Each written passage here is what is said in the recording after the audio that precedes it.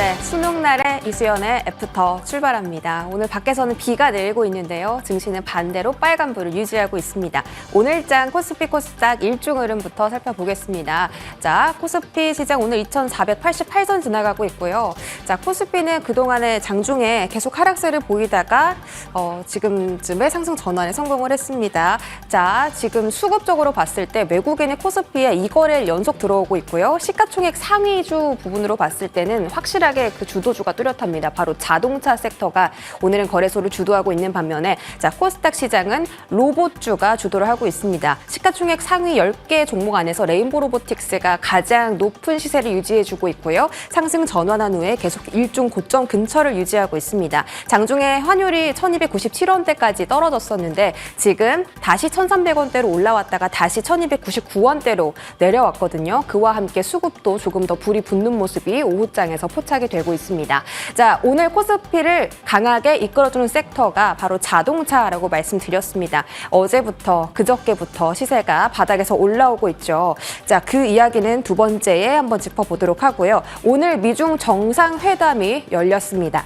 자, 366일 만에 만났습니다. 1년하고 하루 있다가 만난 바이든 대통령과 그리고 시진핑 주석 어떤 이야기가 오갔을까요? 생각보다 양국의 관계가 조금 완화될까 심화될까라는 부분에서 완화가 됐다라는 평가가 나오고 있습니다. 바이든 대통령은 중국과 디커플링 안 하겠다, 관계를 개선하고 싶다라는 이야기를 밝혔고 시진핑 주석도 미국을 향해서 좀 긍정적인 발언, 우호적인 발언이 많이 나왔거든요. 양국 관계의 미래를 굳게 믿는다 이런 이야기가 나왔습니다. 그럼 구체적으로 어떤 안을 좀 논의를 했는지 좀 보겠습니다. 그렇게 생각보다 뚜렷한 이야기는 나오진 않았는데 그래도 나온 이야기를 정리를 해보자면 기후위기 이야기가 있었죠. 이거는 양국이 만나기 전부터 좀 논의가 됐던 바이기 때문에 관련주들은 3거래일 전부터 움직이기 시작했습니다. 기후위기 관련해서 써니랜드 성명을 했는데 관련해서 오늘 탄소 배출권 관련주들이 시세를 보였죠. 그린케미칼, 에코바이오, KC코트레 모두 다 3일 전부터 거래량을 동반해서 바닥에서 올라오기 시작했습니다. 하지만 오늘 오후장부터는 탄력이 떨어지면서 윗꼬리가 달렸기 때문에 이 이슈가 조금 더 갈 수 있을지 여기서 끝난 건지는 지켜볼 필요가 있겠다라는 말씀 드리고요. 이번 주에 미중 정상회담 이야기 전해드리면서 군사 통화 재개 이야기를 말씀드렸습니다. 역시나 합의했던 대로 군사 대화는 제도화에 중국이 또 협의를 했습니다. 세 번째로는 펜타닐 원료 차단 합의입니다. 지금 마약 이야기가 너무나 이슈죠. 우리나라뿐만 아니라 전 세계적으로 마약이 너무나 이제 대중들에게 쉽게 노출이 되고 있어서 문제입니다. 이쪽에 대해서 미국이 중국의 원료 차단을 협의해 주세요라고 요청을 해왔었는데 그 부분에서 양국이 함께 동의를 했고요. 비마약성 진통제 관련주가 그래서 주목을 받습니다. 이 이야기도 역시나 처음 나온 이야기가 아니기 때문에 경보제약이나 텔콘, RF제약 같은 경우는 11월부터 반등이 강하게 나왔습니다. 경보제약이 11월 달에 한 58% 정도 수익률을 기록하고 있고요. 텔콘, RF제약도 11월 들어서 78% 정도 상승률이 기록이 되고 있습니다. 이 종목은 과열 종목으로 지정받기도 했고 올리패스도 원래 비마약성 진통제로 중국이랑 국내에서 특허를 가지고 있는 기업이긴 한데 이번에 호주 임상 결과를 발표하면서 하한가를 맞은 종목이기도 합니다. 아직까지는 주가 회복이 안 나오고 있는 상태 관련주 체크해 보셨고요. 가장 중요했던 게 반도체에 따라서 대중 수출 통제 이야기입니다. 근데 이 부분에서는 아직 협치가 이뤄지지 않았어요. 양국 모두 다 기존의 의견을 계속 좀 피력하는 입장을 내놓았고 미중 정상회담 이후에 양국 관계가 좀 개선이 된다면 국내 종목들도 수혜를 받을 수 있을 것이다라는 평가가 있었습니다. 만약에 그렇다라면 게임이나 화장품, 항공처럼 중국향 종목들이 좀 많이 올라올 거고 만약에 관계가 좀 떨어진다면 히토류나 방산, 금 관련주를 집중해보자 이런 증권가의 이야기가 있었습니다. 미중 정상회담 이슈는 계속 팔로우업 해드리도록 할게요. 자, 코스피 시장 오늘 주도를 하고 있는 섹터가 바로 자동차라고 말씀을 드렸습니다. 어제부터 강하게 상승하더니 오늘 추가 상승이 나오고 있죠. 자동차 전반적인 산업 지금 현황과 그리고 현대차, 기아의 앞으로의 실적 전망까지 좀 짚어보도록 할게요. 삼성증권 연구원과 현대차 증권 연구원이 둘 다 호평을 내놨습니다. 호실적인데 밸류에이션이 너무 떨어졌다. 지금 수준에서 2배 올라도 이상하지 않다라고 이야기를 했었고 4분기에는 환율이 개선되고 또 계절적으로 성수기에 들어가잖아요. 현대차, 기아가 좋은 평가를 받았던 게 3분기가 비수기였는데도 실적을 좋게 내놨다라는 거였는데 4분기 성수기에 들어가면 실적이 또 얼마나 좋을까요? 이 부분을 짚어주고 있습니다. 그리고 오늘 산업부에서 자동차 산업 동향을 발표를 했는데 실제로 자동차 수출 지표도 숫자로 확실하게 늘어가고 있습니다. 10월까지 올해 1월부터 10월까지 580억 달러의 수출 지표가 나왔고요. 지난해보다 더 높은 수출을 기록을 했습니다. 그리고 사실 자동차 산업이 돈 들 일이 많잖아요. 그런데도 불구하고 매 분기마다 현금을 착착 쌓아가고 있다라는 점. 4분기 성장 본격화 이야기 나오고 있는데 자, 현대차, 기아 내년에 어떨지 조금 더 자세하게 뜯어보겠습니다. 현대차는 일단 내년에 올해보다 더 높은 영업이익을 기록할 것으로 예상을 하고 있습니다.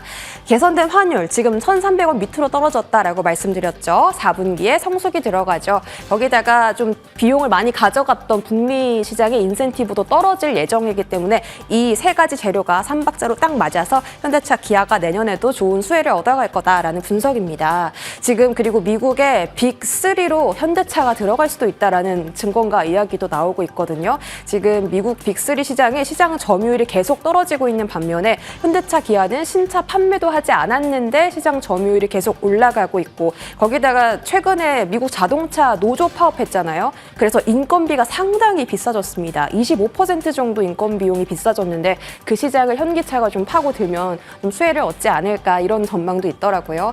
어쨌든 현대차는 산타페 그리고 아이오닉 5, 6 중심으로 신차 사이클이 이제 시작이 되기 때문에 이쪽에서 얻어갈 수 있는 수혜 보시고 기아는 이제 누적 매출 100조 클럽에 올해 가입할 수도 있다라는 평가입니다. 4분기 실적 봐야 알겠지만 작년에 86조 원이었고 올해 매출 100조 원 넘길 수 있다라는 이야기 나옵니다. 그리고 전기차 수요 위축 너무나 중요한 이슈인데 이 이슈를 뚫어내기 위해서 하반기에는 중국향 전기차 만들 거고 조금 더 저렴한 전기차도 만들 거다라고 이야기가 나오고 있는 상황입니다. 자, 자동차 산업이 왜 저평가를 받는지 세 가지를 정리를 해봤습니다. 일단 수익성 리스크, 앞서서 말씀드렸듯이 자동차 산업은 차도 만들어야 되고 또 그냥 냅두면 안 되죠. 유지 비용이 또 들어가기 때문에 상당한 양의 현금이 필요합니다. 경기에 너무나 민감하죠. 공급망 변수에 너무나 취약하고 뭐 환율이라든지 여러 가지 매크로 변수에 정말 직격탄을 맞는 업종이기도 합니다. 수요 정체 시에는 신차 흥행에 대한 부담까지 있기 때문에 수요에 너무나도 영향을 많이 받는 섹터가 또 자동차인데 그럼에도 불구하고 지금 밸류에이션이 너무 낮다. 주가 위치가 낮다라는 평가를 받는 게 현기차라는 겁니다. 자, 관련해서 자율주행 섹터까지 모멘텀을 안아가고 있습니다. 현대차와 자율주행을 빼놓을 수 없는 관계이기도 하죠. 자율주행 관련주에서는 스마트 레이더 시스템과 퓨런티어, 현대 오토웨버 세 가지가 최근에는 집중을 가장 많이 받고 있고요. 스마트 레이더 시스템은 내년에 흑자 전환 예상. 지금 자율주행 시장이 성장하는 단계에 있기 때문에 아직까지 실적이 막 딱딱 찍히고 있는 건 아닌데요. 내년부터 이제 본격적으로 실적으로 나타날 것이다. 이런 이야기들이 슬슬 나오고 있습니다. 퓨런티어는 최근에 대만하고 전장용 장비 공급 계약을 했습니다. 퓨런티어가 모바일 부품도 하는 회사인데 이제 모바일 매출이 안 나오니까 전장 쪽으로 조금 더 집중을 하고 있는 상황이고요. 현대 오토웨버도 자율주행이 상용화가 된다면 현대 오토웨버의 부품이 필수적으로 쓰일 수밖에 없기 때문에 이쪽의 성장성도 함께 체크해 보시기 바라겠습니다. 자, 지금 시간대 자율주행 섹터 어떤 흐름 가지고 있을까요? 스마트 레이더 시스템, 퓨런티어 앞서서 보셨듯이 지금 시세를 잘 유지해주고 있습니다. 특히 최근에 시장이 좀 많이 변동성이 강하다 보니까 신규 상장주가 조금 더 수급을 받아가고 있는 상황인데 스마트 레이더 시스템도 신규 상장 종목 중에 하나죠. 오늘 24% 기록하고 있고요. 퓨런티어는 9%, 라온피플, 라이콤도 오늘 아침부터 시세를 계속 유지하고 있습니다. 자, 마지막으로 주류 업종 한번 볼까요? 주류 쪽에 최근에 이야기가 좀 많습니다. 가격 인상 이야기도 있는데 이 이야기가 나왔어요. 국세청에서 해외 주류 통신 판매 현황 국제 연구에 대한 용역을 발주했다. 이게 뭐냐면 온라인에서도 술을 판매할 수 있게 좀 지금 자료 조사를 하고 있다고 합니다. 온라인에서는 지금은 막걸리나 전통주 정도 지금 판매가 사는 게 가능한가요? 제가 술 쇼핑은 잘 안 해봤는데 어쨌든 인터넷으로 와인도 사고 맥주도 사는 거 너무 신기하잖아요. 그래서 오늘 와인과 맥주 관련주가 좀 주목을 받기도 했습니다. 물론 이 법안이 통과가 되려면 아직 법안 발의한 것도 아니고 일단 시장 조사에 들어간 거기 때문에 이게 현실화가 되려면 사실 너무 오랜 시간이 걸리기는 합니다. 그래서 이쪽 이야기는 좀 테마성으로 집중하시는 게 좋겠고 그런 이야기도 있죠. 만약에 온라인에서 술을 팔게 되면 청소년 주류 노출 어떡할 거냐, 그리고 사람들이 집에서 술 먹게 되면 밖으로 안 나올 텐데 소상공인은 어떡하냐, 이런 여러 가지 걸림돌이 있기 때문에 조금 더 지켜봐야 될 이슈다. 자, 어떤 종목들이 관련해서 움직였을까요? 아무래도 와인과 맥주를 온라인에서 팔 수 있다라는 그 키워드 때문에 나라셀라와 제주 맥주가 가장 높은 상승률을 오늘 기록을 했습니다. 나라셀라는 국내 1호 와인 유통 상장사고요. 10월 30일 날 왜 자사주를 취득을 했을까요? 30억 규모의 자사주를 취득을 했습니다. 제주 맥주는 맥주만 좀 만들고 있는 업체인데 최근에 노알코올 맥주도 출시를 하면서 매출까지 확대가 기대가 되는 상황이고요.